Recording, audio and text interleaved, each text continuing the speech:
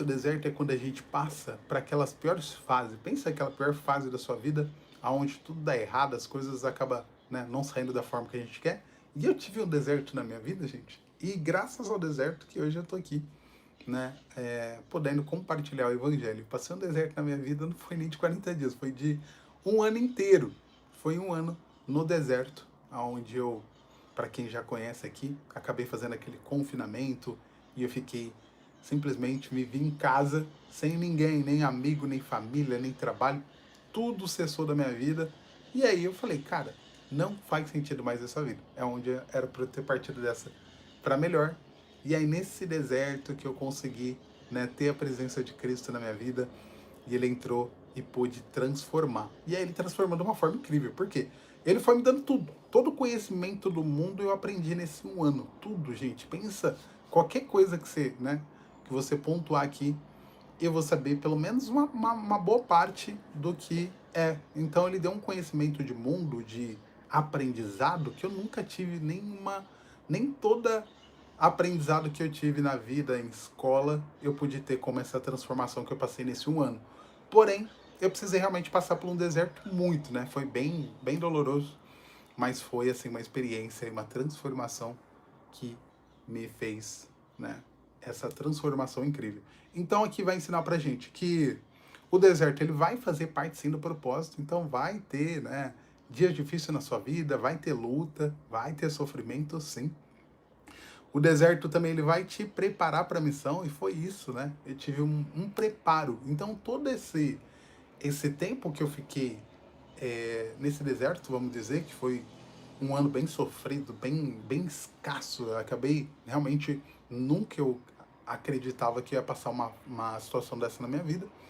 Mas ele me preparou de uma forma muito, mas muito grande, que foi uma transformação que veio de dentro, né? Aquela transformação que ela é para sempre, que ela renova, que ela transforma.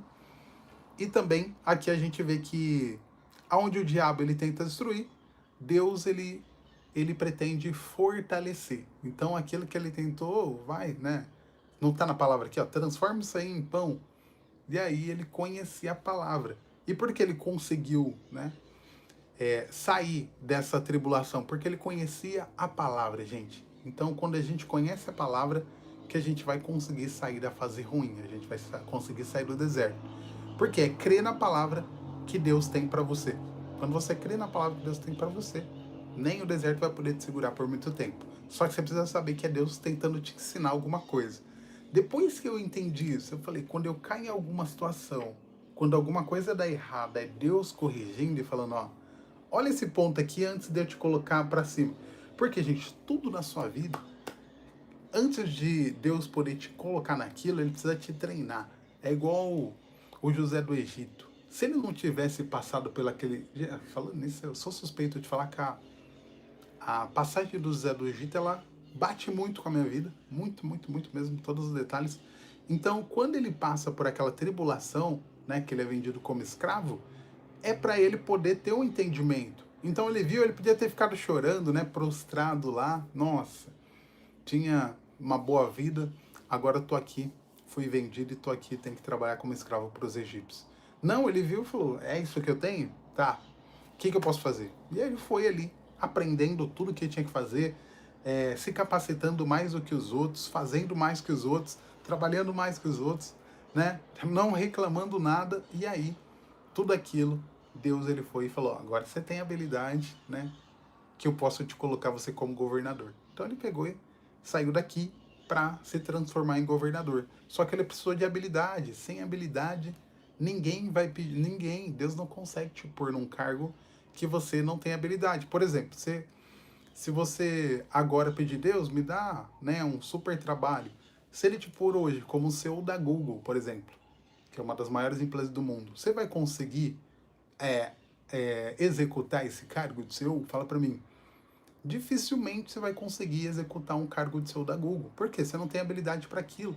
Então não adianta pedir altas, grandes coisas para Deus se você não tem habilidade de controlar aquilo. Só seria uma destruição na sua vida.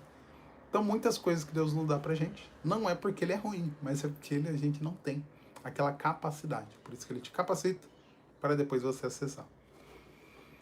Versículo 5. Então o diabo transportou a cidade santa, levou Cristo para a cidade santa e colocou sobre o pináculo do templo e disse-lhe: Se tu és o filho de Deus, lança-te abaixo, porque está escrito: Aos seus anjos dará ordens a teu respeito e tornarão-te nas mãos para que nunca tropeces em alguma pedra. E Jesus disse: Também está escrito: Não tentarás o Senhor teu Deus. Então olha isso. O inimigo leva ele lá para cima do topo e fala assim: vai, pula daí que Deus vai te dar asa para você voar. Então já viu quando a gente tenta pôr Deus à prova, né? Ah, se tu é Deus mesmo, então faz isso aqui. Ah, se tu é Deus mesmo, então faz isso na minha vida. Então, muitas coisas a gente, nossa irmã Júlia está conosco aí. Então, muitas coisas a gente acaba tentando, né, a Deus para provar ele. Eu acabei fazendo isso e foi uma das piores coisas que eu pude fazer. Nosso irmão Marcel está conosco aí. Faça um excelentíssimo dia. Vamos tocar o terror na terra essa semana toda aí, para que a gente realmente mostre todo o poder de Deus nas nossas vidas. Então, é isso. Então, Deus, né, como está na palavra, não está escrito: não tentarás o Senhor teu Deus. Então, a gente não pode ficar tentando a Deus, é a gente pedir e confiar. Não é ficar, é Deus, então faz isso. É Deus, então faz aquilo. Então, isso é uma forma da gente não acreditar no Senhor. Então, o Satanás, ele tenta ali nas três áreas de Cristo, falando da tentação. Então, transforma pão, né? Nem só de pão viverá o homem. Então, na verdade, a gente pega aqui, e agora nessa sequência, né? Não tentará o Senhor teu Deus. Então, a fé, ela não está em ficar testando a Deus se ele vai fazer aquilo ou não, mas a gente obedecer, a gente confiar. E também que o milagre, ele não é para provar nada para ninguém. Então muitas pessoas acham que o milagre ele é pra gente.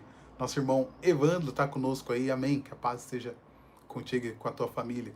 Então o milagre ele não é pra gente, Deus fez um milagre aqui na minha vida, Deus fez isso. Tipo, é claro que as pessoas vão ver isso expresso, essa transformação, mas não é pra gente usar disso, né, como para ser superior a outros, né, porque a gente tá andando em Cristo, em Deus, ele está fazendo essa transformação. Muitos querem usarem isso, né, para confrontar pessoas e achar que são superiores porque Deus está transformando. Então,